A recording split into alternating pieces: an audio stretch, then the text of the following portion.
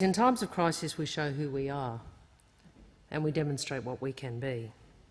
Do we care only about ourselves or do we care about each other? Because to best face this crisis, we must face it together. And in this, we show who we are and what we can be, Australians together.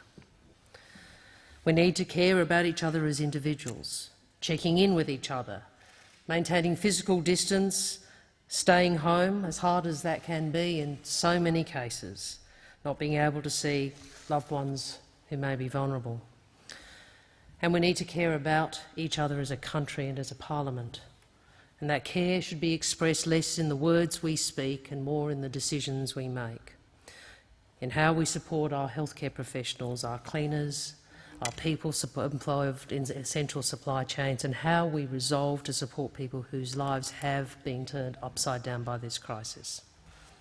Australians who have lost their jobs, Australians whose businesses face collapse, and Australians stranded overseas, and many more. We need to support each other by maintaining a sense of common purpose, that we are all in this together, that we help our fellow Australians in times of need. The fundamental humility and egalitarianism of the Australian spirit. That spirit which recognises that what my neighbour, my friend, my colleague is going through could just as easily happen to me. Because none of us is immune to hardship. And this virus and its attack on the powerful and the vulnerable alike reminds us of that. And it reminds us we need to care about each other and to find common cause, not just in times of crisis, but all the time. Because at this time, when this crisis presents itself, as in life, we are all in this together. As is so poignantly demonstrated by those Australians on the front line, those who care for our sick, those who work in our hospitals, those who clean our workplaces, those who teach our children, those who stack the shelves, service in our supermarkets, those who transport the essentials we need, providing the public services we rely on, and so many more. You have our thanks and you have our respect. And in this crisis, the trade union movement is again demonstrating they are the champion of working people. Reforms driven by the advocacy of the trade union movement provide further protection for working people. And of course, some weeks ago, when the Labor movement and the opposition, the Labor Party, proposed wage subsidies as a critical means of ensuring that both workers and businesses are looked after during this crisis, and to ensure that we emerge stronger than we would have otherwise. Because rather than sending more Australians to the unemployment queues, we want employers to be able to keep them on. We want to maintain the relationship between workers and their employer, rather than severing that relationship and creating a new relationship with Centrelink. We know how hard that is to break.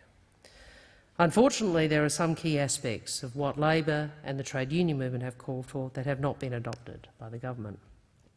And we have placed on record our concern that the structure of the JobKeeper payments will mean Australians will miss out. This is because the payments are directed on the basis of the structure of the employer, not on the need of the individual worker. And the reality of the government's policy is that employees in exactly the same circumstances may be treated differently depending on the size and structure of their employer. And we've spoken of the over 1 million Australians who are casual workers who will not be eligible for the JobKeeper program, a program which we think fails to recognise that in any modern workforce, any worker defined as casual but who has been stood down has financial commitments, expectations based on work and income that has been regular. You see, Labor believes no worker should be left behind. And we are also concerned about permanent workers being forced to take annual leave at this time.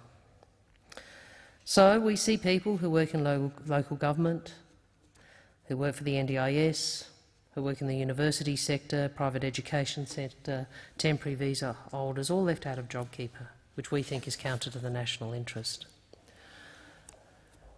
Now, consistent with this, Labor has been and will be moving second reading amendments in the House of Representatives, and we will do the same in the Senate. And in the House we will move in detail amendments that outline our major concerns.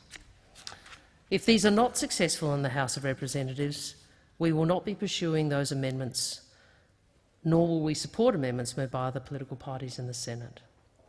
We do not want to see the circumstance where the House and the Senate are at loggerheads, bouncing legislation back and forth, causing delays the Australian people cannot afford, because this package must be passed as urgently as possible, and Labor will facilitate passage by the end of this day. I would also note that even if Labor's amendments are not accepted, it is within the power of the government to do the right thing, because with the stroke of a pen, Treasurer Frydenberg can fix issues with JobKeeper and Minister Ruston can fix issues with JobSeeker. The legislation already gives them the authority they need. Whilst we are determined to see the passage of this legislation today, this does not mean we think the Parliament shouldn't be sitting beyond today. We've made it clear our preference that the Parliament keep sitting, as so many others are around the world, and that we are here today at relatively short notice demonstrates it is possible to do so. And I do want to recognise that there are many senators who would have preferred to have been here today to advocate for those who represent. But just as other Australians are being asked to observe social distancing, so too must we. There are some in this place who have suggested the Senate alone could keep sitting, but of course we know that would be unworkable without the House, but more as importantly without a legislative program being brought forward by the government. So in the absence of the government supporting continued sittings, Labor is moving to establish an appropriate scrutiny committee, a Senate Select Committee, to provide scrutiny of the government's response. And Labor will ensure that our representatives on this committee demonstrate the seniority we believe is required for such an important task. It will be chaired by Senator Katie Gallagher and will have on it the Deputy Leader, Senator Keneally and Senator Murray Watt as the third Labor member. Mr President, as many have rightly noted, this is an unprecedented crisis. The government's domestic response does reflect that, even though we may think it should go further.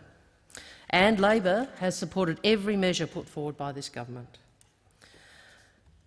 However, whilst the government's domestic response reflects the unprecedented nature of this crisis, I regret that its urgency in repatriating stranded Australians has not.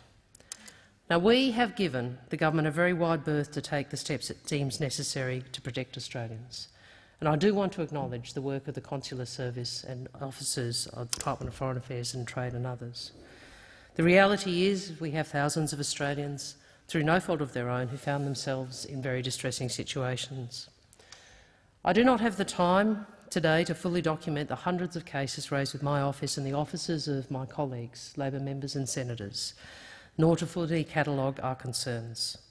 I will simply say this. It has been clear for weeks that many Australians do not have recourse to commercial options to get home to safety, despite their best efforts and vast amounts of money blown on cancelled tickets.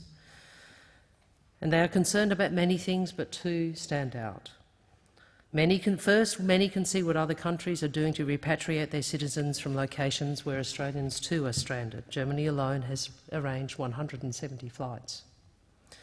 Secondly, many feel that the government's delays are simply putting more of them at risk as their situations deteriorate.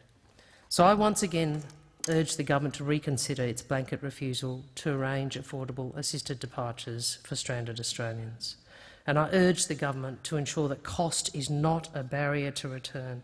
It makes no sense that a UK citizen should pay £250 for a ticket that costs an Australian $5,000. It is untenable in this crisis to rule out assisted departures, and it is unsafe, and we must do more. And I say to the Minister this, just as Labor has offered its support to all the government's domestic measures to protect Australians, we again offer our support to the government taking whatever steps are necessary to bring Australians home to safety. Mr President, we have much to be grateful for in our nation's history. We have been blessed in so many ways. But Australians have also known hardship, and Australians have also known tragedy. We have known wars, depression, recessions. We have known terrorist attacks. We have known natural disasters, bushfires, floods and drought. These and many more we have faced. We have faced them all, and we have come through each challenge that history has placed before us, and we have done it together. We have looked to one another, and we have looked out for one another, and so too, and in the same way, we will come through this.